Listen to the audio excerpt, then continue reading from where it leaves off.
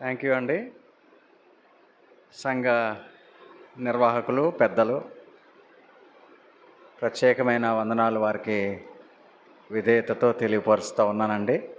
చాలా అమూల్యమైనటువంటి అవకాశం దేవుడు వారి ద్వారా నాకు అనుగ్రహించారు. దేవుడు వారికి ఇచ్చిన ఆలోచనను బట్టి నేను ఎంతగానో సంతోషిస్తున్నాను, దేవుని స్తుతిస్తున్నాను.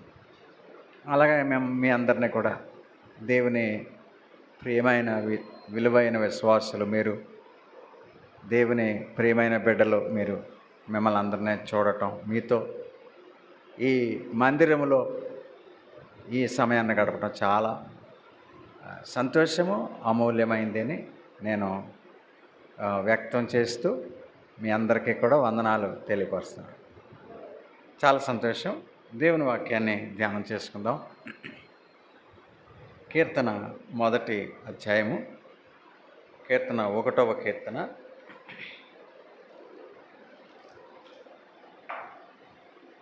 1వ వచనాన్ని చదివి మనం ధ్యానం చేద్దామండి. దుష్టుల ఆలోచన చొప్పున నడువక, పాపుల మార్గమున నిలువక, అపహాసకులు కూర్చుండు చోటను కూర్చుండక, యెహోవా ధర్మశాస్త్రమునందు ఆనందించుచు దివారాత్రము దానిని ధ్యానించువాడు ధన్యుడు. చిన్న ప్రార్థన చేసుకుందాం. పరిశుద్ధుడైన తండ్రి, ఈ యొక్క అమూల్యమైన సమయంలో మమ్మను, మా జీవితాలని ఆత్మీయంగా బలపరిచి లోకంలో ఉండేటువంటి మాలిన్యం అంతటిని దూరపరుస్తూ, పరిశుభ్రపరుస్తూ, మీ యొక్క సంకల్పం చొప్పున నడవగలిగేటువంటి శక్తిమంతులుగా చేయగలిగేది నీ వాక్యం. ఈ యొక్క అవకాశం కొరకై మీకు స్తుతులు చెల్లిస్తూ, అల్పుడను నాయన నన్ను బలపరచమని, నాయన నా యొక్క ఉద్రేకంతో కాకుండా నాయన మీ ఆత్మ, మీ మాటలు లేదా మీ ఉద్దేశాలు మాకందరికీ దయచేయమని, నన్ను మరుగుపరచమని యేసుక్రీస్తు వారి నామమును అడిగి వేడుకొంచున్నాను తండ్రి, ఆమేన్. ఇక్కడ 1వ కీర్తన చాలా దీంతో ప్రారంభించాడు అని అంటేనే, ప్రారంభం అనేటువంటిది ఏదైనా సరే గొప్పగా ఉంటుంది, చాలా బాగుంటుంది. మామూలుగా ఉండదు ప్రారంభం అంటే. కీర్తన గ్రంథమే దీంతో ప్రారంభించాడు అని అంటే, దుష్టుల ఆలోచన చొప్పున నడువక, పాపుల మార్గమున నిలువక, అపహాసకులు కూర్చుండే చోటను కూర్చుండక, యెహోవా ధర్మశాస్త్రమునందు ఆనందించుచు దివారాత్రము దానిని ధ్యానించేవాడు ధన్యుడు.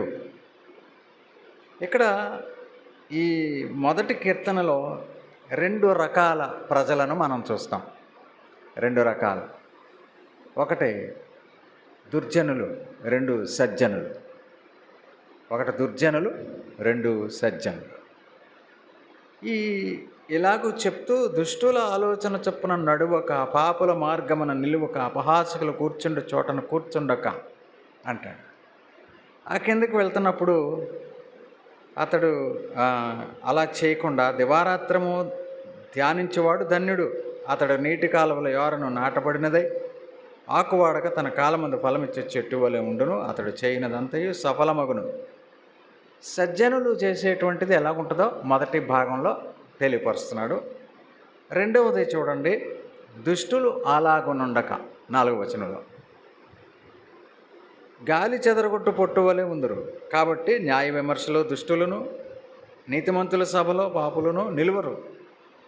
నీతిమంతుల మార్గము యెహోవాకు తెలియను, దుష్టుల మార్గము నాశనమునకు నడుపు. ఈ చివరిలో 2 గురించి 6వ వచనంలో సజ్జనులు, దుర్జనుల గురించి చాలా స్పష్టంగానే చెప్పేయబడింది. ఈ యొక్క విషయాన్ని మనం ఈరోజు ధ్యానం చేద్దాం. అపహాసకులు కూర్చుండు చోట కూర్చుండక, ఒక విశ్వాసి జీవిత విధానం, జీవిత క్రమం చక్కగా నేర్పేటువంటిది బైబిల్. లోకంలో ఎక్కడా కూడా ఈ బోధ కనబడదు. లోకంలో ఎక్కడా కూడా ఈ నడిపింపు దొరకదు. ఇలాగ చెప్పేవారే ఉండరు, చెప్పగలిగేవారే లేరు. చెప్పగలిగే, మేలు చేసి పవిత్రతలకు నడిపించగలిగిన శక్తిమంతులు లోకంలో ఎవరు లేరు. దేవుని యొక్క వాక్యము మనలను ఎంత జాగ్రత్తగా నడిపించటానికి, నిత్యనాశనానికి పోకుండా నిత్య జీవానికి వెళ్ళేటువంటి యోగ్య జీవితాన్ని మనకు దయచేసేదే దేవుని వాక్యం. ఇక్కడ అపహాసకులు కూర్చుండు చోటను కూర్చుండక అంటున్నాడు. ఎలాగో తీసుకోవాలా దీన్ని?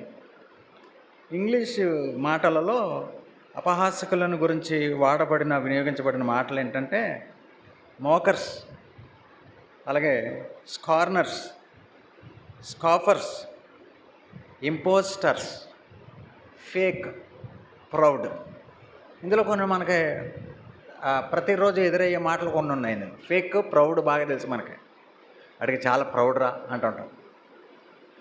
ఇది ఫేక్ అంటున్నారు ఈ మధ్యన. వాట్సాప్లో కానీ ఫేస్బుక్లో కానీ ఏదైనా వార్త వస్తే ఇది ఫేక్ అంటున్నారు. చాలామంది మాటనే ఇప్పుడు వాడకంలోనికి వచ్చింది. ఫేక్ అనే మాట, ప్రౌడ్ అనే మాట వాడకంలోకి వచ్చింది. మన వాడకంలోనికి రానిటువంటి మాటలు మోకర్స్, అలాగే స్కార్నర్స్, స్కాఫర్స్, ఇంపోస్టర్స్ అనేటువంటి పదాలు చాలా బలమైన భయంకరమైనటువంటివి. వీటి యొక్క అంతరార్థం, వీటి యొక్క సారాంశం చూస్తుంటే చాలా భయంకరంగా ఉంటుంది. అపహాసకులు అంటే అల్లరిమోకగా, అలాగే గేలి చేయడం వారికి ఒక అలవాటు. చులకన భావం, ఇతరుల ఎడల చులకన భావం కలిగి ఉండటం, వెటకారపు ధోరణి, ఇవి సహజంగా ఉంటాయి. మనిషిలోంచి పైకి ఉప్పొంగేటువంటి స్వభావాలు ఏంటి? లేకపోతే ఆ మాటలను బట్టి మనం చూస్తుంటే మనిషి ఎలాంటోడు అని అంటే సహజంగా ఇవి కనపడతాయి. అల్లరిమొక్కగా ఉంటారు, గేలి చేయడం, చులకన భావం, వెటకారపు ద్వారా. వీళ్ళని చూసినప్పుడు నువ్వు చాలా సులువుగానే గుర్తుపట్టచ్చు. ఏదో మనం అలాంటి వారిని చూడగానే అయ్యో తప్పు అంటాం అంతే, కానీ అంత లోతుగా అర్థం చేసుకోలేము వాళ్ళని. అపహాసకులు అంటే ఇలా ఉంటారు, అల్లరిమొక్కగా ఉంటారు. కొన్ని చోట్ల వయసు నిమిత్తం లేదండి, పెద్దవాళ్ళే, వయసు మించినా కూడా మంచి వయసు ఎదిగి జ్ఞానులై జీవిస్తున్నా కూడా, సంసార జీవితాల్లో ఉన్నాడు కూడా అల్లరిమొక్కగా ఉండేటువంటి ఇష్టం కొంతమందిలో ఉంటుంది. అలాగే గేలి చేయడం చాలా ఇష్టం అవుతుంది. గేలి చేయటం, ఇతరులను హేళన చేయటం, ఇతరులను గేలి చేయటం, వాళ్ళకుండే అలవాట్లను బట్టో వారిని ఏదో రకంగా గేలి చేస్తూ వారికి ఉన్న సొగసు అంతటినే, లేకపోతే వారికి ఉన్న జ్ఞానం అంతటినే, వారికి ఉన్న ఆ యొక్క స్వభావాలను బట్టి వారిని గేలి చేస్తూ ఉండేటువంటి అలవాటు, ఇష్టం కొంతమందిలో కనిపిస్తూ ఉంటుంది. చులకన భావం, ఇతరులంటే చులకన, అది చాలా కామన్గా కనపడుతూ ఉంటుంది, సహజంగా కనపడుతూ ఉంటుంది. చులకన అంటే ఒక వ్యక్తిని ఈ రోజున ఎలా ఉందంటే వస్త్రధారణతోటే చాలా గొప్పోడు అని ఎంచేలాగా పరిస్థితి మారింది. ఒక శాస్త్రవేత్తే లేకపోతే ఒక మాస్టరే మామూలు అత్యంత సామాన్యమైనటువంటి వస్త్రధారణలో చాలా సింపుల్గా వచ్చాడనుకోండి, ఆయనని గొప్ప జ్ఞాని, లేకపోతే ఆయన్ని జాగ్రత్తగా ఆయన గురించి ఆలోచించరు. ఇది మనకి ఈ రోజుల్లో మన కళ్ళ ముందు లేకపోతే సమాజంలో నడుస్తున్నటువంటి విధానం. వెటకారపు ధోరణి, చులకన చేయటం, చులకన భావం, చాలా చులకన, ఇతరులన్నా, మనుషులన్నా, ఇతర కుటుంబాలన్నా. ఇది వ్యక్తులలో ఒకరి పట్ల ఒకరు చులకన భావం కలిగి ఉండేటువంటి ఆ పరిస్థితి లేదా స్వభావాన్ని సాతానుడు ఎప్పటికప్పుడు నూరు పోస్తూనే ఉన్నాడు. ఎప్పటికప్పుడు చూడండి, గాలి తగ్గిపోతే కొట్టించుకుంటాం, అలాగా సాతానుడు ఏమాత్రం తగ్గుతున్నా చెడు భావాలను ఎక్కిస్తానికే ప్రయత్నం చేస్తాడు. అలా చేస్తూనే ఉన్నాడు. ఇలా చులకన చేయటం, చులకన భావం, వెటకారపు ధోరణి. కొంతమంది మాట్లాడే మాటల్లో చాలా వెటకారంగా మాట్లాడటం, అది అలవాటుగా మార్చుకుంటారు. ఎదురుపడి ఏదన్నా మంచిగా పలకరిస్తారా, లేకపోతే మంచిగా మాట్లాడతారా అని ఎదురు చూసిన వ్యక్తికి ఎలాంటి మాట కొన్నిసార్లు హృదయాన్ని గాయపరిచే మాట, లేకపోతే ఇంటికి పోయి ఏడ్చేటువంటి మాట ఎదురవచ్చు.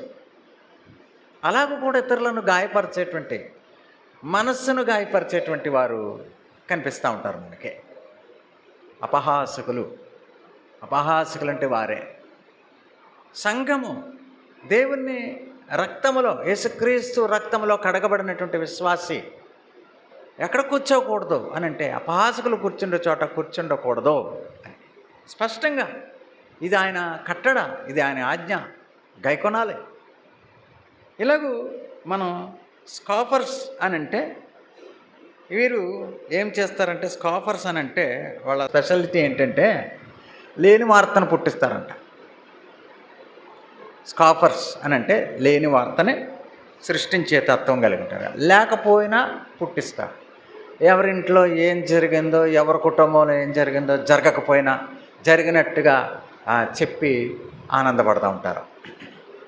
కొంచెం జరిగితే ఇంకా ఎక్కువ 4-5 ఆకులేసి చెప్పేటువంటి ఇష్టం వాళ్ళలో ఉంటుంది. 4-5 చాలా రిచ్గా చెప్పడానికి ట్రై చేస్తూ ఉంటారు. ఇతరులకు ఏదన్నా అయిందనుకోండి, అదే మనం ఒక మాట వాడతాం కదా వాడుక భాషలో, పుచ్చిందంటే పురుగులు పడిపోయిందంటారు. అలాగా కొంచెం విషయం ఏదైనా కొంచెం కొద్దిగా ఇబ్బందికరమైన సమస్య ఏదైనా ఉంటే దానిని ఎన్నింతలుగానో వేసి చెప్పడం అనేటువంటిది లేని వార్తను సృష్టించే తత్వం. అసలు లేకపోయినా కూడా అనుమానపు వార్తలను సృష్టించేటువంటి సృష్టికర్తలు. ఈ రోజున సోషల్ మీడియాలో కూడా అది ఎక్కువైపోయింది. లేని వార్తలను, లేని బొమ్మలను, లేని చిత్రాలని సృష్టించడం బాగా ఇది అయిపోయింది. ఇందులో ఆర్టిఫిషియల్ ఇంటెలిజెన్స్, ఏఐ వచ్చిన తర్వాత చాలా భయంకరం అయిపోయిందండి లోకం. మనం ఒక తప్పుడు బొమ్మను సృష్టించడం సెకండ్స్లో చేయొచ్చు. తప్పుడు బొమ్మని సృష్టించాలంటే మనం ఒక కాలువ దగ్గర కూర్చున్నాం అని మన బొమ్మను మార్చడానికి క్షణం పట్టదు. ఈ రోజున టెక్నాలజీ, ఆధునికత అక్కడ దాకా వెళ్ళిపోయింది. ఫేక్కి చాలా దగ్గరగా వెళ్ళిపోయిందండి మన ఆధునికత. మంచి వాటి కోసం ఉపయోగించట్లే. ఆర్టిఫిషియల్ ఇంటెలిజెన్స్ అంటే కొన్ని చాలా అద్భుతమైన విషయాల కోసం ఏఐ మనకు వచ్చింది, వాడుకోవచ్చు, మంచి కోసం వాడుకోవచ్చు. కానీ చెడ్డ కోసం వాడుతున్నారు, చాలా చెడుగా వాడుతున్నారు దాన్ని. మొన్న ఒక పోస్ట్ చూశాను నేను. ఒక అబ్బాయి చెవిలో పాము దూరిందని పెట్టాడు. చాలామంది ఇది తెలియని వారు పాము దూరింది నిజమే అని భయపడిపోతున్నారు. అంటే కొంతమందిని భయపెట్టడం అలా ఇష్టపడుతున్నారు. భయోందాళనకు గురి చేసి వారు కంగారు పడిపోయేలాగా గలిబిలి చేయటమే కొంతమంది ఉద్యోగం. ఇలాంటి పోస్టులు పెడతా ఉన్నారు. పాము చెవిలో దూరి బయటకు వస్తుంది, అందరూ కంగారు పడిపోతున్నారు చూసిన వాళ్ళు. అయ్యో ఎవరో లేరా, ఎలా దూరింది. ఒక షూలో పాము ఉందని చూపించే ఒక పోస్టు, మన బాత్రూంలో తాసుపాము ఉందని చూపించే పోస్టు, ఇవన్నీ కూడా క్రియేటెడ్ తయారు చేస్తున్నారు. మీరెప్పుడు కూడా గలిబిలి పడద్దు. లేని వార్తను పుట్టించే తత్వం లోకంలో ఎక్కువైపోయింది. ఇది మనుషుల్లో కూడా ఎక్కువైపోయింది. సమాజంలో, మన కుటుంబాల్లో కూడా లేని వార్తనే పుట్టించేటువంటి కొన్ని అలవాట్లు ఇంకా కొన్ని చోట్ల ఉన్నాయేమో మనం పరిశీలన చేసుకోవడం మంచిది. అలాగే ఇక్కడ అంటాడు అసెంబ్లీ ఆఫ్ స్కాఫర్స్ అంటాడు. అంటే ఇలాంటి వారంతా కూడా నీతిమంతుల సభ ఉంది, దుష్టుల సభ కూడా ఉంది. దుష్టుల సభ, నీతిమంతుల సభలో పాపులు నిలువరు. పాపులకు వేరే సభ ఉంటుంది, వారు వేరే సభలో వారి సభలో ఉంటారు. అదే దాన్నే స్కాఫర్స్, అసెంబ్లీ ఆఫ్ స్కాఫర్స్ అంటాడు. అంటే వారితో ఉండొద్దు అని వాక్యం స్పష్టంగా తెలియపరుస్తూ ఉంది. సజ్జనులు, దుర్జనులు మనం 2 భాగాలుగా చూస్తున్నాం. నాకు నేను చాలు అనుకుంటారు. దేవుని వాక్యం సేవకులు ఎంత ప్రయాసపడి వారు చెప్తున్నారు. శోధనలో ఇరుక్కుంటావా? ప్రేమతో పిలుస్తుంటే శోధనల్లో ఇరుక్కుంటారా? దేవుణ్ణి ప్రేమించకపోతే కష్టాలలో ఇరుక్కుపోతారా? శ్రమల్లో ఇరుక్కుపోతారా? అభివృద్ధిని కోల్పోతారా? నాశనం వైపు వెళ్తారా? త్వరగా దేవుని సన్నిధిని కూడి పెద్దల మాటలు అంగీకరించి జాగ్రత్తతో నీ జీవితాన్ని దేవుని వైపుకు నడిపిస్తూ మరి మంచి విధేయత కలిగి దేవుని ఆశీర్వాదాలన్నీ పొందటానికే సంఘ నాయకులు చేస్తున్న సేవ ఈ రోజున. నాకు నేను చాలు అనుకుంటారు ఈ అపహాసకులు. నాకు నేను చాలు, ఎవరి సహాయం నాకు అక్కర్లే, ఎవరిని ఏం అడగరు, ఏం చేయను ఎలా చేయను అని అడగరు. ఏమి వాళ్ళకి తోచింది చేస్తుంటారు. వాళ్ళకి ఏదైనా ఐడియా వస్తే చేస్తుంటారు. వాళ్ళకి ఏదైనా తలంపు వస్తే ఆ ప్రకారంగా వెళ్ళిపోతుంటారు. ఏదన్నా నచ్చితే అటు వెళ్ళిపోతుంటారు. పెద్దోళ్ళని అడగరు, సలహా తీసుకోరు, తల్లిదండ్రులకు చెప్పరు. నాకు నేను చాలు అనుకునేటువంటి తత్వం అపహాసకులది. అలాగూ దేవుని ప్రేమని, దేవుని స్నేహాన్ని తృణీకరించే వారుగా ఉంటారు. వారికి ఏమిష్టం? అపహాసకులకు ఏమిష్టం? వారి యొక్క టేస్ట్, అభిరుచి ఏంటంటే రచ్చబండ అంటే ఇష్టం అంట వారికి. అపహాసకులకు ఏమిష్టం? రచ్చబండ అంటే ఇష్టం. ఎక్కువగా రచ్చబండల మీద కూర్చునే అలవాటు మనం చూస్తుంటాం. ఒక విలేజ్లోకి వెళ్తున్నప్పుడు రచ్చబండల మీద కూర్చుంటూ ఉంటారు. ఏదో వృద్ధులు పనిచేసి వచ్చి వృద్ధులు ఎవరన్నా నలుగురు ముసలోళ్ళు కలిసి కూర్చున్నారంటే కాలక్షేపం కోసం ఫోన్లే అనుకోవచ్చు. యవ్వన బిడ్డలు కూడా వయసు ఉండి, ఎంతో జీవితం ఉండి, ఆ జీవితాన్ని నడిపించుకోవాల్సినటువంటి చాలా బాధ్యతలు కలిగినటువంటి పిల్లలైనటువంటి వారు కూడా రచ్చబండల మీద కనిపిస్తూ ఉన్నారు ఈ రోజుల్లో. రచ్చబండలు అంటే వారికి ఇష్టము. రచ్చబండలు అంటే ఇష్టం. ఖాళీగా కూర్చోవడం అంటే కూడా ఇష్టమట. ఏమీ బాధ్యత ఉండొద్దు, భుజాల మీద ఏమీ బాధ్యత ఉండొద్దు, నొప్పి ఉండకూడదు, భారం ఏమి ఉండకూడదు, ఏం పని చెప్పకూడదు, పని మీద ఉండకూడదు. అలా ఇష్టపడతారంట అపహాసకులు. ఇక్కడ ఒక మాట హెబ్రీ భాషలో ఉన్నటువంటి ఒక మాట ఇషోబ్ ESHOB అనేటువంటి మాట. అది ఎంత బలమైనటువంటి పదం అంటే టు సిట్ డౌన్ అంటే కూర్చున్న ఆ మాటని యశోబ్ అనే ఒక పదం వాడబడింది. దీని అర్థం ఏంటంటే వారు రచ్చబండలు ఇష్టపడతారు, వారు కూర్చుంటారు మొదట, తర్వాత అంట ఆ కుర్చీయే వారిని వదలదంట. అది యశోబ్ అనే మాటకు అర్థం. ముందు వెళ్ళి కూర్చుంటారా, తర్వాత రేపు ఖాళీ లేదు నేను వెళ్ళను అన్నా కూడా ఆ కుర్చీ వీళ్ళని వదలదంట. ఇందులో ఉన్న దాని శక్తి ఖచ్చితంగా వెళ్ళిపోతాడు. అంతే, తప్పనిసరిగా వెళ్ళిపోతాడు. ఇంకెన్ని పనులు ఉన్నా మానేసి ఎవరికో కనపడకుండా ఇంకేమన్నా పెద్దవాళ్ళు కనపడితే ఏమన్నా పనులు తగలబెడతారేమో, లేకపోతే ఎక్కడికి వెళ్తున్నావు అంటారేమో, ఎందుకు వెళ్తున్నావు అంటారేమో. ఇక పెద్దవాళ్ళకి కూడా ఎవరికి కనపడకుండా, అడిగేటువంటి గద్దించేటువంటి పెద్దలు ఎవరికి కనిపించకుండా ఏం చేస్తారంటే వీళ్ళు ఆ రచ్చబండ పిలుస్తూ ఉంటుంది, ఎక్కడికి వెళ్ళిపోతారు. అది వదలదంట వీళ్ళనే. అపహాసకులు కూర్చుండే చోటన, ఆ కూర్చుండే స్థలాన్నే ఇషోబ్ అన్నాడు. అపహాసకులు కూర్చునే స్థలానికి కూడా ప్రత్యేకమైన పేరుందండి. It is not an ordinary place. అది చాలా బలమైన, శక్తివంతమైన, జీవితాలను నాశనం వైపు నడిపించే ఒక స్థలం అది. అది కూర్చున్న తర్వాత వదలదంట వాళ్ళని. ఇంకా వెళ్ళటానికి వీల్లేదు. అబ్బాయి నువ్వు ఒక్కసారి వచ్చావు, కూర్చున్నావు. ఎవరైనా సరే ఆ రచ్చబండ అపహాసకులు గురించే నేను మాట్లాడతాను. ఆ తర్వాత కుర్చీ అతన్ని, లేదా ఆ స్థానము, ఆ ప్లేసు అతన్ని వదలదు, వారిని వదలదు. ఇందులో డెవలప్మెంట్స్ ఏంటి? రచ్చబండ డెవలప్మెంట్స్ ఏంటి? డెవలప్మెంట్ ప్రతి దాంట్లో ఉంటుంది. రోజు సువార్త కూడుకల్లో కూర్చున్నాం అనుకోండి, మన డెవలప్మెంట్ ఏంటంటే వాక్యం తెలుస్తుంది. ఈవేళ ఈయన ఇది చెప్పారు, రేపు ఆయన అది చెప్పారు, ఏం చెప్పి మెల్లిగా వాక్యాలు కంటతవుతూ ఉంటాయి. జీవవాక్యం నోట్లోకి, హృదయంలోకి వస్తూ ఉంటుంది. రచ్చబండ డెవలప్మెంట్స్ ఏంటి అని అంటే, విశ్వాసులరా, పేకాట, తాగుడు, అలాగే సినిమాలు, వాటి ప్రస్తావన, వాటి గురించి చర్చ, వాటి గురించి డిస్కషన్స్, ఆ సినిమాల్లో ఉండేటువంటి వ్యక్తులు, వారిని గురించి సంభాషణలో ఇష్టాలు, మెచ్చుకోవటాలు. పైగా ఏంటి మెచ్చుకునేది? అసహ్యతను, సినిమాల్లో ఉండే అసహ్యతను గూర్చి సంతోషపడుతూ, మెచ్చుకుంటూ, వారికి ఆ అసహ్యతకి ఇక్కడే అవార్డులు ఇస్తూ ఉంటారు. ఇక్కడ కూర్చుని, రచ్చబండ మీద కూర్చుని సినిమాలలో. అలాగే ఇంకోటి ఏంటంటే వ్యభిచారపు మనస్సు అక్కడ పుడుతుందంట, కామం పుడుతుంది అక్కడ. వ్యభిచారపు మనస్సుకి వారి మనస్సు అభివృద్ధి అయిపోద్ది, ఆలోచనకి వెళ్ళిపోద్ది.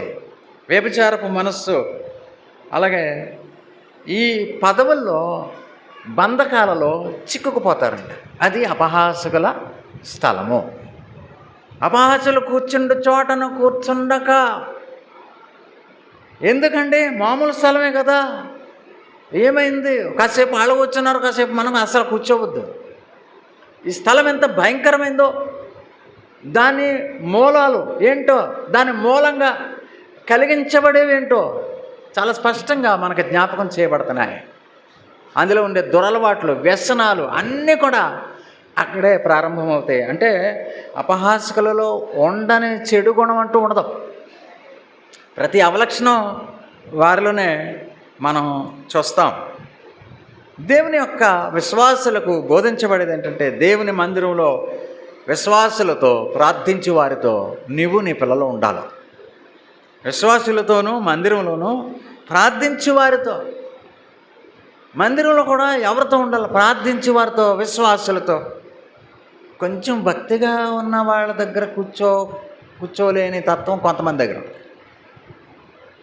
కొన్ని సంఘాల్లో కొన్ని విశ్వాసులైనప్పటికీ కూడా కొన్ని నిర్మోహమటంగా చెప్పుకోవచ్చు. ఏంటంటే, సరదాగా కబుర్లు చెప్పేవాడు జత ఉంటే వాళ్ళ దగ్గరకు మన ఇద్దరం చాటుకొచ్చిండు,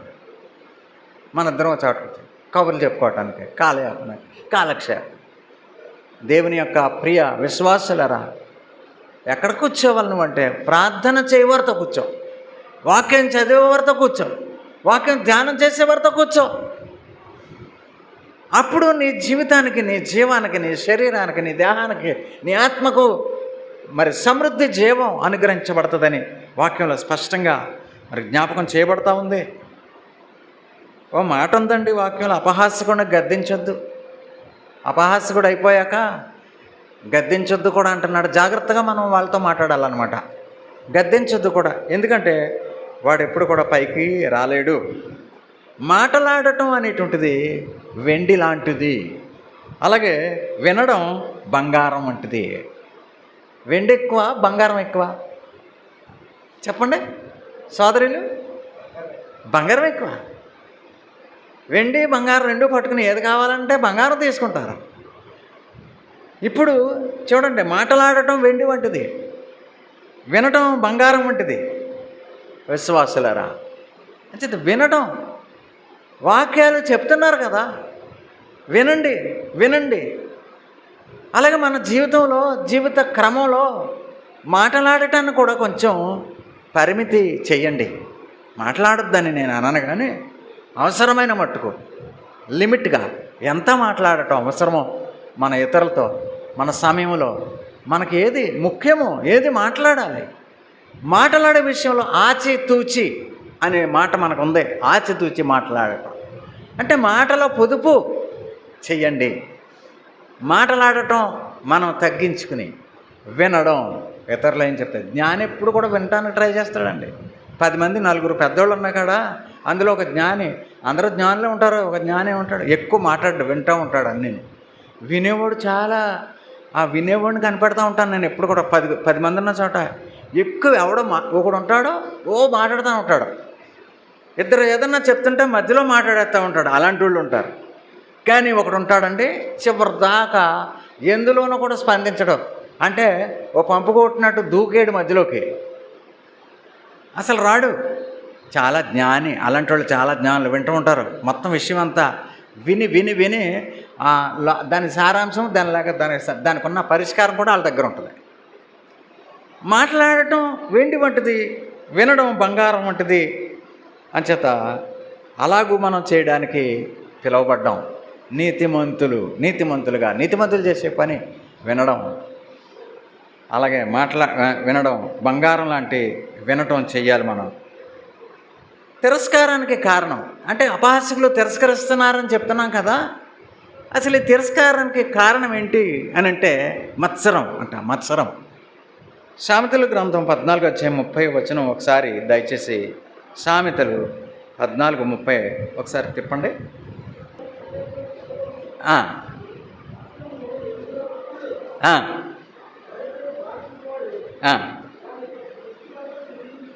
ఓకే, థ్యాంక్ యూ బ్రదర్, చాలా దూరం అయిపోయారు. సాత్వికమైన మనస్సు శరీరమునకు జీవము, మత్సరము ఎముకలకు కుళ్ళు. ఇప్పుడు అపహాసకులు కూర్చుండే చోట కూర్చుండొద్దు అన్నాడు. అపహాసకుల దగ్గర కూర్చుంటే ఆయనకెందుకు, కూర్చోకపోతే ఆయనకెందుకు? మన శరీరానికి కూడా సంబంధించిందంట ఇది. చూడండి ఎక్కడ దాకా వచ్చేసిందో. మన దేహానికి సంబంధించింది. మత్సరమే ఈ అపహాసకులతో కూర్చోవడానికి కారణము.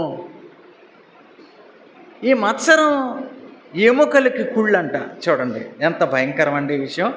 అంటే దేహానికి సంబంధించి ఉంది ఇది. దేహానికి సంబంధించినటువంటి ఈ విషయము మత్సరము ఎముకలకు కుళ్ళు. ఎంత భయంకరమైన విషయం అండి దేవుని యొక్క విశ్వాసులారా. అంచేత ఇది ఏదో చెప్పుకుపోయే బోధ మాత్రమే కాదు, మన దేహానికి కూడా సంబంధించిన. వినటం వలన, ఇవన్నీ చేయటం వలన, అపహాసకులు కూర్చున్న చోట కూర్చుండక్క అన్నాడు. అలా చేయటం వలన నీ దేహాన్ని, నీ ఆరోగ్యాన్ని కూడా కాపాడుకున్న వాళ్ళు అవుతాం. మన దేహాన్ని, మన ఆరోగ్యాన్ని కూడా సంరక్షించుకున్న వాళ్ళం అవుతామండి. ఎముకలను సహా కొల్లబెట్టేటువంటి మత్సరం ఎంత భయంకరం అండి మత్సరం. ఈ మత్సరం అనేటువంటిది ఇన్విజిబుల్, కనిపించదు, అదృశ్యమైన గుణం లోపల ఉంటుంది.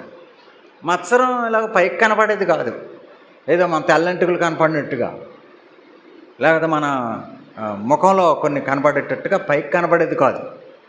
మత్సరము చాలా భయంకరమైనది. ఎముకలను సహా కొల్లబెట్టేది మత్సరం. ఈ మత్సరం అనేది ఎక్కడ ఉంటుంది అంటే, మత్సరానికి గూడు, గుహ, లేకపోతే మత్సరానికి నెస్ట్, లేకపోతే ఇల్లు ఎక్కడంటే ఈర్ష్య అనేటువంటి పుట్టలో ఉంటుందంటది. పుట్ట అంటే దేనికి వాడతాం? దేన్ని పుట్ట అంటాం? పాముది, సర్పాంది పుట్ట అంటామండి. దేన్ని పుట్ట అంటారా? పోనీ మనం మంచి మంచి ఇల్లు కట్టుకున్నాం, భలే పుట్ట కట్టామంటామా? పాముదే పుట్ట. ఈ పుట్ట ఉందంటే భయపడతాం, దగ్గరికి వెళ్దాం. ఈ మత్సరం అంట ఈర్ష్య అనేటువంటి పుట్టలోదంట. బా ఎంత భయంకరం అంటే, ఈ మత్సరాన్ని సుఖపెట్టే, లేకపోతే పోషించే, కాపాడే ఈ గూడేదంటే ఈర్ష్య. ఎంత భయంకరం చూడండి. ఈర్ష్య, అసూయ, జలస్ అని కూడా మనం అంటుంటాం. ఎంత భయంకరమైనటువంటి మాట. ఈర్ష్య అనేటువంటిది ఒక దైవ సేవకులు చెప్పారు, మానవ బాంబు అన్నారు. మానవ బాంబు అంటే నడానికి బెల్ట్ కట్టుకుని, బాంబు కట్టుకుని వెళ్తారంటే లోపలికి, స్విచ్ నొక్కితే తనతో పాటుగా అక్కడ ఉన్న వాళ్ళందరినీ కాల్చి చంపేది. అది విన్నదని నాకు తెలియదు, కానీ మానవ బాంబు లాంటిదంట ఈ మత్సరం. అంటే తనతో పాటు మరింత మందిని నాశనం చేసేసే మత్సరము అలాంటిది, మానవ బాంబు లాంటిది. పరమగీతం 8:6, పరమగీతం 8:6 ఒక్కసారి దయతో కొంచెం నాకు సహాయం చేయండి. 8:6.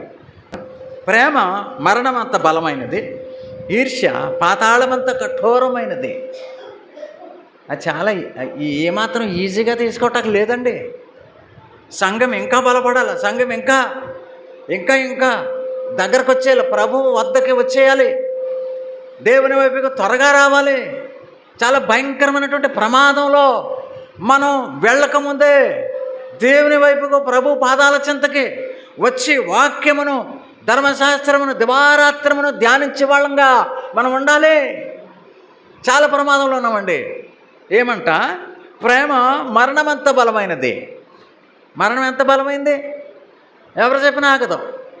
పెద్ద పెద్ద డాక్టర్లు ఎదురుకుండా నుంచుని, అడ్డంగా నుంచుని, అన్ని రకాల విభాగాల డాక్టర్లు అడ్డంగా నుంచుని, మరణం దయచేసి నువ్వేం చేయకు అని వారు ఎంత నిపుణులైన, అంత డిగ్రీలు కలిగిన వారు ఎంత చెప్పినా మరణం ఆగదో.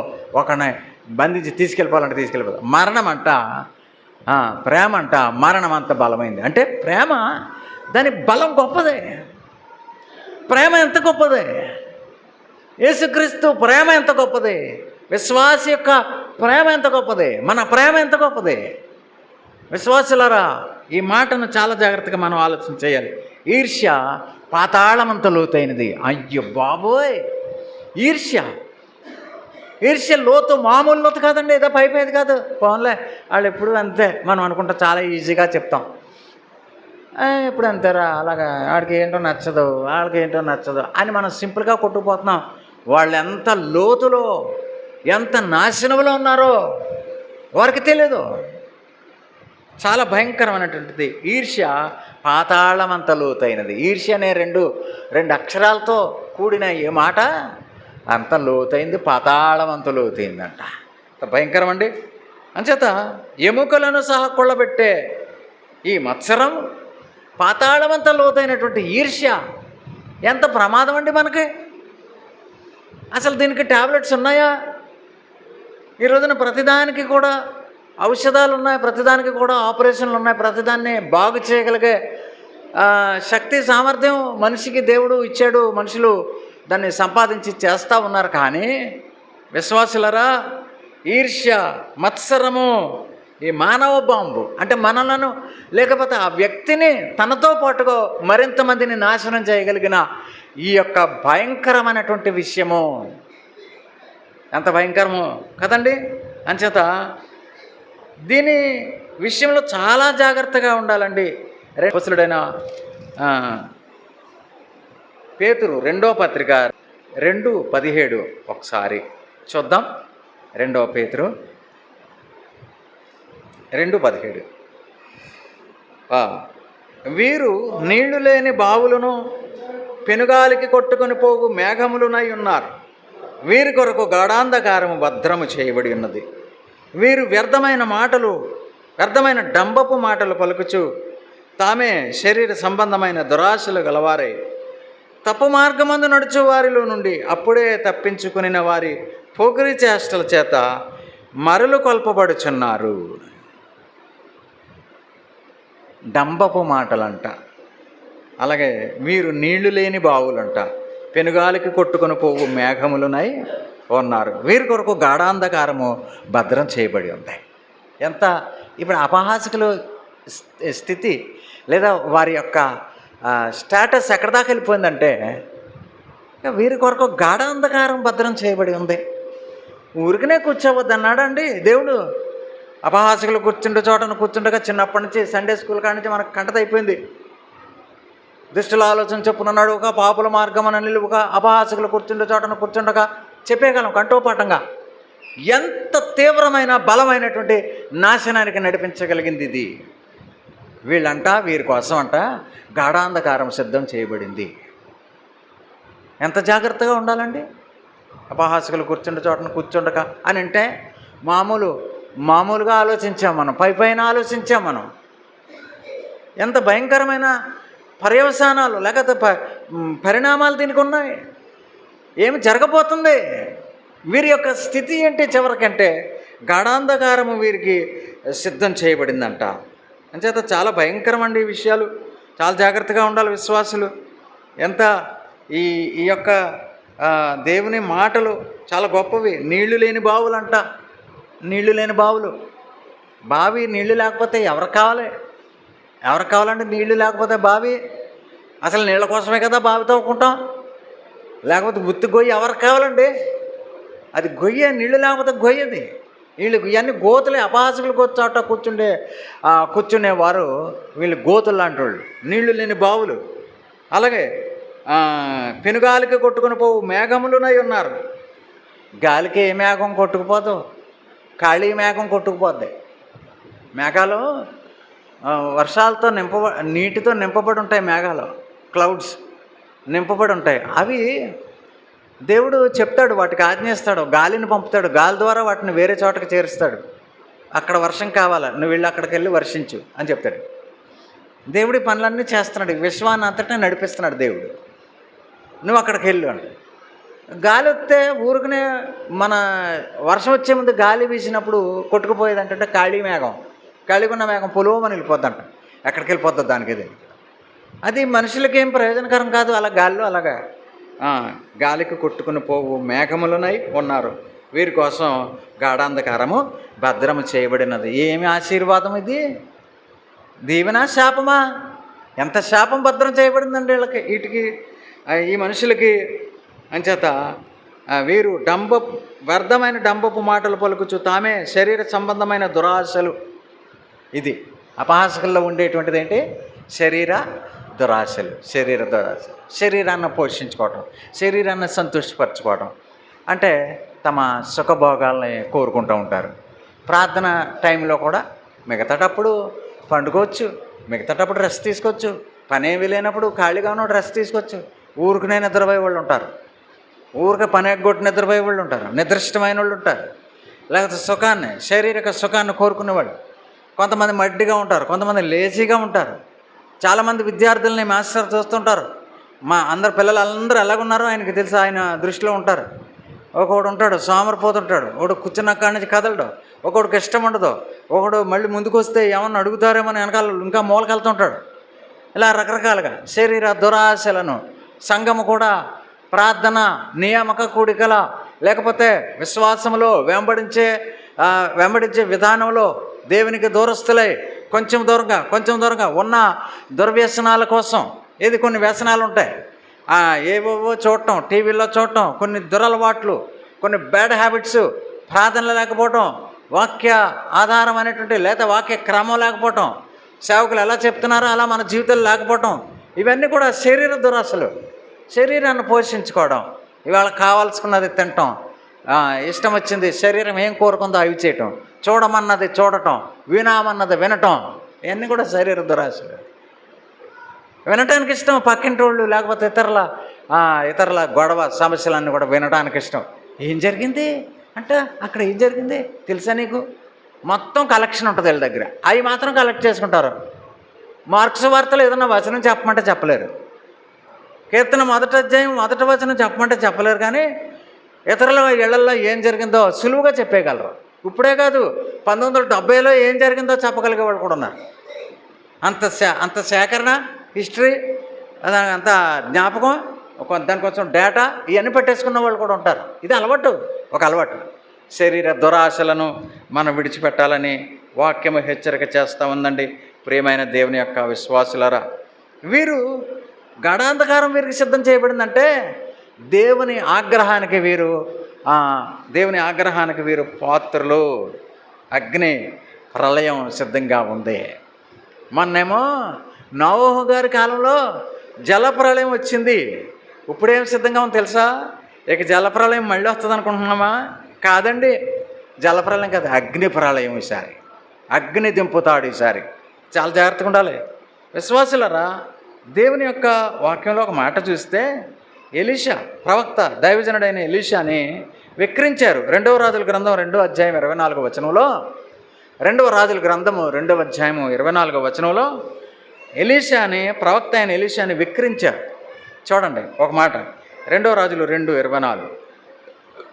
అతడు వెనుకకు తిరిగి 23 నుంచి చదవండి. అక్కడ నుండి అతడు బేతేలుకు ఎక్కి వెళ్ళను. అతడు త్రోవను పోవచ్చుండగా బాలురు ఆ పట్టణములో నుండి వచ్చి బోడివాడ ఎక్కి పొమ్మని అతని అపహాస్యము చేయగా, అపహాస్యకులు ఎక్కడున్నారు? ఇక్కడ ఉన్నారు. అపహాస్యము చేయగా అతడు వెనుకకు తిరిగి వారిని చూచి యెహోవా నామమును బట్టి వారిని శపించెను. అప్పుడు 2 ఆడు ఎలుగుబంట్లు అడవిలో నుండి వచ్చి వారిలో 42 బాలురను చీల్చివేశాను. 42 బాయ్స్ని, 42 మంది పిల్లల్ని, యవన బిడ్డల్ని చీల్చేసిందంట. అంటే అపహాసకులు ఎంతమంది పోగయ్యారు? 42 మందిని చీల్చిందంటే పారిపోయిన వాళ్ళు ఎంతమందో ఎక్కువే ఉన్నారు మొత్తానికి. వీళ్ళు చూడండి, అపహాసకులతో ఉండటం అంటే చాలామందికి ఇష్టం. ఎంతమంది వాళ్ళ దగ్గరికి గ్యాదర్ అయ్యారు, వాళ్ళ దగ్గరికి పోగయ్యారు, వాళ్ళతో సమకూడారని అంటే వీళ్ళ ఆశ చూడండి. 42 మంది మృత్యువాత పడిపోయారండి. 42 బాలురను చీల్చివేశాను. అతడు అచ్చటి నుండి పోయి కర్మేలు పర్వతమునకు వచ్చి అచ్చటి నుండి పోయి షోమ్రోనుకు తిరిగి వచ్చాను. ప్రవక్త అయిన ఆయనను అపహాస్యం చేసినటువంటి పరిస్థితి ఎంత దారుణమండి. ఇలాంటి పనులు ఇవే చేస్తారు. ఇంకా అపహాసకులతో రోజు అపహాసకులుగా మారిపోయిన తర్వాత వాళ్ళు చేసే ఉద్యోగాలు ఇవే ఉంటాయి. తమను నాశనానికి నడిపించే పనులే చేస్తుంటారు, నాశనం వైపుకే వెళ్తుంటారు వారు. అంచేత దేవుని యొక్క వాక్యము చాలా జాగ్రత్తగా మనలను జ్ఞాపకం చేస్తూ హెచ్చరిక చేస్తూ ఉంది. మనమందరం కూడా అవయవాలము, క్రీస్తు సంఘములో, క్రీస్తు శరీరములో అవయవాలము మనము. అంచేత కూర్చోవడానికి, లేకపోతే నడవటానికి, నిలవటానికి క్రీస్తు అవయవాలు ఎక్కడ కూడా వినియోగించబడకూడదు. మనము క్రీస్తు ప్రభు యొక్క అవయవాలము ఎంత జాగ్రత్తగా ఉండాలండి. దేవునికి మనం అందరం కూడా అవయవాలంగా ఉన్నాము. క్రీస్తు ప్రభు అవయవాలంగా ఉన్నాం. మనం ఒకళ్ళ కన్ను అయితే, ఒకళ్ళ చెవి అయితే, ఒకళ్ళ చెయ్యి అయితే, ఒకళ్ళ వేళ్ళు అయితే, ఒకళ్ళ కాలు అయితే, ఒకళ్ళ కాలు వేళ్ళు అయితే, ఇలాగ రకరకాల అవయవాలకు అన్నిటికీ ఎలాగో మన పనులు ఉన్నాయో క్రీస్తు సంఘము క్రీస్తు శరీరానికి కూడా మనమందరమే అవయవాలంట. ఇప్పుడు ఈ అవయవాల్ని ఈ అపహాసికలు కూర్చుంటాక వెళ్ళేటప్పుడు ఏమేమి వాడతాడో, కళ్ళు వాడతాడు, చేతులు వాడతాడు, కాళ్ళు వాడుకుంటాడు, వెళ్ళి కూర్చుంటాడు. శరీరం అంతటా తీసుకెళ్ళి అక్కడ కూర్చోబెట్టేశాడు. అపహాసికలు కూర్చుండగా క్రీస్తు అవయవాలు అయినటువంటి మనము ఎక్కడ కూర్చోవడానికి వీలేదు. క్రీస్తుతోనే కూర్చోవాలా, మందిరంలోనే కూర్చోవాలా, ధర్మశాస్త్రంతోనే కూర్చోవాలా, వాక్యంతోనే కూర్చోవాలా అనేటువంటి సందేశం ఈ రోజున వింటున్నామండి. విశ్వాసులారా, ఒక విషయం మనం జ్ఞాపకం చేసుకుంటే, చాలామంది శిష్యుల్లో ఒక ఆశ్చర్యకరమైన సంగతి, పేతురు అనే శిష్యుడు ఉన్నాడు కదా. యేసుప్రభు వారిని సిలువ వేయడానికి తీసుకెళ్తున్నప్పుడు శిష్యుడైన పేతురు ఆయన ఏం చేశాడంటే దూరం నుంచి వెంబడిస్తున్నాడు. చాలా దూరం నుంచి అక్కడ దాకా తీసుకెళ్లారా, ఇక్కడి నుంచి చూస్తున్నాడు. అటు మలుపు తిప్పారా, అక్కడ దాకా వెళ్ళి ఆ మలుపులో చూస్తున్నాడు. అక్కడ నిలబడ్డారు కాబోలు. ఈయన ఏం చేశాడంటే చలిమంట కాసుకునే వాళ్ళ దగ్గర కూర్చున్నాడు. టక్కమని కూర్చున్నాడు. మంట దగ్గర ఎవరు కూర్చుంటారండి? మంట దగ్గర కూర్చునే వాళ్ళు ఎవరు? సహజంగా అపహాసికలో కూర్చుంటారు మంట దగ్గర. వాళ్ళలో కూర్చున్నాడు పేతురు గారు. అక్కడికి ఒక పాప వచ్చి అడిగింది, అంకులు నువ్వు యేసు ప్రభుతో ఉంటావు కదా, నువ్వు ఉండేవాడు కదా, మీరందరూ కూడా ఒక సొసైటీ కదా, మీరు ఒక సంఘంగా ఉన్నారు కదా, ఆయనతో నేను చాలాసార్లు చూశానంటే ఈయన ఏమనేసాడంటే నిలబడి, అబ్బే లేదమ్మా, నేను ఎవరిని చూసి ఎవరిని అనుకుంటున్నావా, నేను ఎప్పుడూ అలా లేనమ్మా, ఏదో మరి మనుషులు ఉంటారా, మనుషుల పోలు 7 ఉంటారంట మరి అనేసి ఆవిడకి ఎలా చెప్పాలో అలా సర్ది చెప్పేసి అక్కడి నుంచి తప్పించుకుని మెల్లిగా జారుకున్నాడు.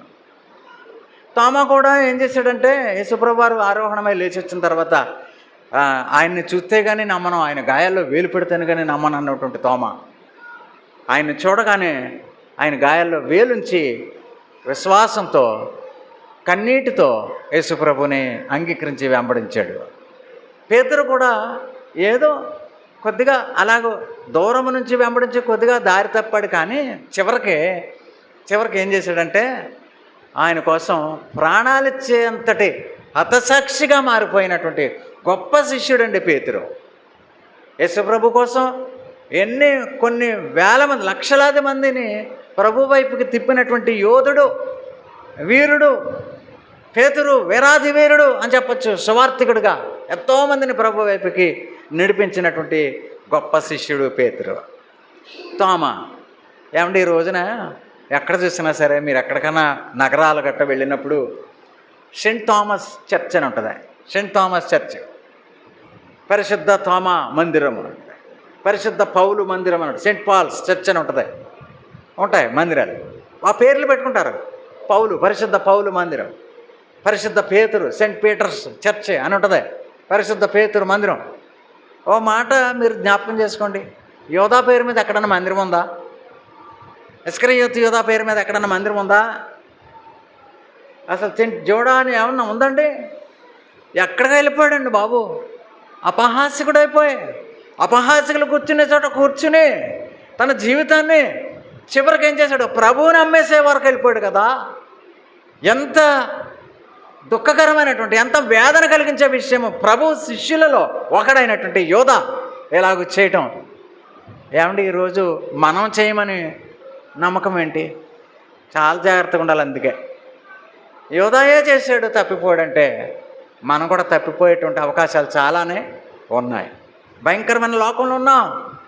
అంచేత మనం అందరం మంచి సహవాసం ఇచ్చాడు, మంచి మందిరం ఇచ్చాడు. ఏమండి ఒక్క ఆదివారం సాయంత్రమే కాదు, వీలైతే ప్రతిరోజు కూడుకోండి బాబు, వీలైతే ప్రతిరోజు వాక్యం ధ్యానం చేయండి బాబు. ఏదో ఒక అరగంట మీ అన్ని పనులు, ఇళ్ళు, సంసారాలు, బాధ్యతలు కరెక్టే. ప్రతిదినము ధర్మశాస్త్రమనందు దివారాత్రములు దానిని ధ్యానించేవాడు ధన్యుడు. బ్లెస్సెడ్ అనేటువంటి అర్థం. ధన్యత అంటే బ్లెస్సెడ్. దీవించబడినవాడు. శ్రమల నుంచి కాపాడబడతాం, ఆరోగ్యం ఉంటుంది, ఆయుష్ ఉంటుంది, దేవుని ఆశీర్వాదాలు దొరుకుతాయి, సమస్యలు పరిష్కరించబడతాయి, కష్టాల నుంచి బయటకు వస్తాం. ఇవన్నీ ఉంటాయండి దేవుని భక్తులకి. అంచేత దేవుని యొక్క విశ్వాసులారా, సిలువలో పరాకాష్ఠకు చేరినటువంటి యేసు ప్రభు పరిస్థితిని అపహాసించడం యోధా చేశాడు. యోధా అపహాసించాడు, ముద్దు పెట్టి అప్పగించాడండి. ఎంత అప్పగించడంలో ఎంత ఈ మోడల్ ఎక్కడ చూడం మనం అసలు. ఇంత భయంకరమైన పద్ధత, ఎంత మోసమా, ముద్దు పెట్టి అప్పగించాడా? ఏమండి, డైరెక్ట్గా శత్రువులతో వచ్చి అదిగో అతనేనండి యేసుక్రీస్తు అని చెప్పి వాళ్ళతో పాటు ఏకమైపో, ఏంటి యోధా అలా చేసావంటే, నువ్వు నాకు నచ్చలేదు అని డైరెక్ట్గా చెప్పేశాడు కదా. పోనీ డైరెక్ట్గా చెప్పలేదు, నువ్వు నాకు ఎప్పుడు నచ్చలేదు, నన్ను ఎప్పుడు ప్రేమించలేదు నువ్వు, అయినా నీకు నాకు ఇష్టం లేదు నువ్వు అని ముఖాముఖిగా చెప్పేశాడు కాదు. చెప్పకుండా ఏం చేశాడు తెలుసా? వీళ్ళతో చెప్పాడు మాట, మీరు ఇక్కడే ఉండండి, యేసుప్రభు ఎవరో మీరు గుర్తుపట్టలేకపోతున్నారు కదా, నేను దగ్గరికి వెళ్ళి ముద్దు పెట్టుకుంటాను. ఏం వాడాడు చూడండి, ముద్దు వాడతాడా? దుర్మార్గుడు, అపహాసకుడు, ముద్దు పెట్టుకుని యేసుని అప్పగించినటువంటి యోధా. ప్రియ విశ్వాసి, ఈరోజు మన నిర్ణయం ఏంటి? అపహాసకులు కూర్చుండే చోట కూర్చుండగా, నీతిమంతుల సభలో ధర్మశాస్త్రమును దివారాత్రులు ధ్యానించే ఆ సభలో ఉండటానికి మనం ఇష్టపడుతున్నామా? ఎంతైనా మనం బాగా ఆలోచన చేయాలండి. విశ్వాసులు దినదినము ఆలోచన చేయాలి. ప్రార్థనలో ఎడతెగక అంటాడు పౌలు. ఎడతెగక ప్రార్థన చేయండి. ఇంటికాడ సమయం దొరికితే ప్రార్థన చేయండి, ఏ పనున్నా ప్రార్థన చేయండి, సమయం దొరికితే ప్రార్థన చేయండి, ఎడతెగక ప్రార్థన చేయండి. ఉదయం లేచి సాయంత్రం వరకు మన జీవన క్రమంలో ఉన్న ఆ పనులన్నింటిలో కూడా స్త్రీలు కానీ పురుషులు కానీ దొరికిన ప్రతి సమయంలో ప్రార్థన చేయండి. ఎడతెగక ప్రార్థన యందు, వాక్యము యందు ఎడతెగక ఉండండి. ఎంత గొప్ప విషయం ఈ రోజున మనం తెలుసుకున్నాం. కీర్తన గ్రంథంలో ఎంత ప్రేమతో ఆయన రాయించాడు. అపహాసకులు కూర్చుండే చోటన మీరు కూర్చుండగా, ఒక చోట మందిరానికి వచ్చిన తర్వాత మందిరంలో కూర్చున్నాక ఇక అపహాసకులు కూర్చునే చోటకు మనం ఇక దాని అపహాసకులు కూర్చునే చోటు వైపు కూడా మనం కన్ను తిప్పకూడదు. దేవుని యొక్క వాక్యం స్పష్టంగా మనకు జ్ఞాపకం చేస్తూ, మనల్ని హెచ్చరిక చేస్తూ బలపరుస్తుంది. ఈరోజు ఆఖరుగా సామెతల గ్రంథం మొదటి అధ్యాయం 22వ వచనం చూడండి.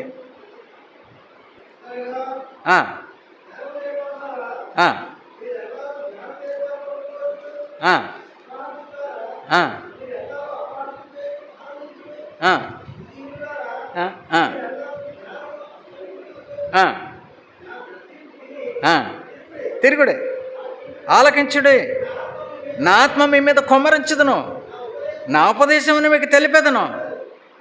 చాలండి. Thank you brother, thank you. అద్భుతమైన మాట. ఈ మాటతో ఇంటికి వెళ్ళిపోదాం. ఈ మాట గుండెల్లో పెట్టుకుని ఇంటికి వెళ్ళిపోదాం. చూడండి, ఎట్లనగా జ్ఞానం లేని వారులారా, మీరు ఎన్నాళ్ళు జ్ఞానం లేని వారుగా ఉండకూడదు. ఇప్పుడు దాకా ఏమన్నా తెలవకపోతే తెలవపోగాక, కానీ ఇక తెలుసుకుందాం. ఎన్నాళ్ళు జ్ఞానం లేకుండా ఉండకూడదు. అపహాసకులారా, మీరు ఎన్నాళ్ళు అపహాసము చేయుచు ఆనందింతురు. బుద్ధిహీనులారా, మీరు ఎన్నాళ్ళు జ్ఞానమును ఆశ్రయించుకుందరు. ఒకటే మాట ఏమన్నాడంటే, నా గద్దెంపు విని తిరుగుడే. మనం తిరగాలి. అపహాసకులుగా ఉండేటువంటి వారికి ఇష్టమైతే ఈ రోజున కొత్త పిలుపు ఏంటంటే, దేవుని వైపుకు తిరగండి. అది పాతాళానికి నడిపించే, గడాంధకారానికి నడిపించే, నాశనానికి నడిపించే అత్యంత భయంకరమైనటువంటి స్థితి, దాని నుండి నిత్య జీవమునకు, పరలోకమునకు నడిపించే, సకల శ్రేష్ఠ జీవితానికి నడిపించే మందిరము వైపుకి తిరుగుడి. నా గద్దింపు కూడా మంచిదండి. గద్దింపు మంచిది. డాక్టర్ గారి దగ్గరికి వెళ్తాం, ఆయన మామూలుగా మంచిగా ఏమీ కొన్నిసార్లు మాట్లాడు, అవసరమైతే గద్దిస్తాడు. ఒక ఆయన అన్నాడు, డాక్టర్ గారు, ఆయన ఏదో చెప్తే ఈయన చేయలేదంట, పేషెంటు ఏదో తినద్దంటే తినేసి వచ్చాడంట, నువ్వు రాకు వెళ్ళిపో అన్నాడు. మళ్ళీ వెళ్ళాడు, అది సీరియస్ అయిపోతే మళ్ళీ వెళ్ళాడు. ఏం చేసావు, ఏంటి, అంతా బాగా చేశాను కదా మొన్న, ఆ భార్య చెప్పేసింది, మీరు తినద్దన్నది తినేసాడండి అని చెప్పి. తీసుకెళ్ళిపోమ్మా, వద్దు నా దగ్గరికి వద్దు, వెళ్ళిపో. ఏంది నేనేం చేయను, నేనేం చేయలేను, వెళ్ళిపో. అప్పుడు ఆయన్ని బతిమాలి, వద్దండి ఏదో చేయండి బాబు, కొంచెం దయదాల్చండి అని అంటే మళ్ళీ చేశాడు. గద్దింపు, డాక్టర్ గద్దిస్తాడు, తండ్రి గద్దిస్తాడు, తల్లి గద్దిస్తుంది. ఎందుకు? చంపేసి గోతులు పెట్టేయటానుగా? ప్రేమించి ఎక్కువగా బతకటానికి, మంచిగా బతకటానికి దేవుడు కూడా ప్రేమతో గద్దిస్తున్నాడు. గద్దింపు విని తిరుగుడి. మనం కూడా తిరుగుదాం, దేవుని వైపుకి తిరుగుదాం. ఎకనైనా దేవుని వైపుకి తిరగండి, దేవుని వైపుకి తిరగండి. దేవుని యొక్క వాక్యము ఎంత మనకు జ్ఞాపకం చేస్తూ హెచ్చరిక చేస్తుంది. బుద్ధిహీనులారా, మీరు ఎన్నాళ్ళు జ్ఞానమును అసహించుకుందురు? జ్ఞానాన్ని అసహించుకుంటున్నారు, లోకాన్ని, ఇతర అన్య అక్రమ అసహ్యతలను ఇష్టపడుతూ ఉన్నారు. ఈరోజు మొబైల్ ఫోన్ కూడా ఒక భయంకరమైనటువంటి వస్తువుగా మారిపోయింది. దానిలో పిల్లలు చెడిపోయేటువంటి భయంకరమైనటువంటి ఆ విధంగా ఆ డివైస్ ఉన్నది. మొబైల్ ఫోన్ అంటే భయంకరం అండి. అంచేత ఈ పరిస్థితుల్లో మనం ఏం చేయాలి? మనం ఆయన వాక్యం వైపు తిరుగుదాం, ఆయన వాక్యాన్ని ధ్యానం చేయడానికి ఇష్టపడదాం, మన జీవితాలు సమర్పించుకుందాం. ప్రేమతో పిలుస్తున్నాడు ప్రభువు. ఆయన గద్దింపు విని తిరుగుదాం. ప్రభువా నీకు స్తోత్రం అని చెప్పి మన జీవితాలు అప్పగించుకుంటే ఒక గొప్ప ధన్యత మన సొంతం అవుతుంది. దేవుడు మనలను దీవిస్తాడు. ఇలాంటి సందేశంతో మరి నేను మీకు అందిస్తూ నేను ముగిస్తూ ఉన్నాను. దేవుడి వాక్య సందేశాన్ని మనందరి వెనుకడిలో దీవించి ఆశీర్వదించును గాక. ఆమేన్. థ్యాంక్ యూ అండి. Thank you.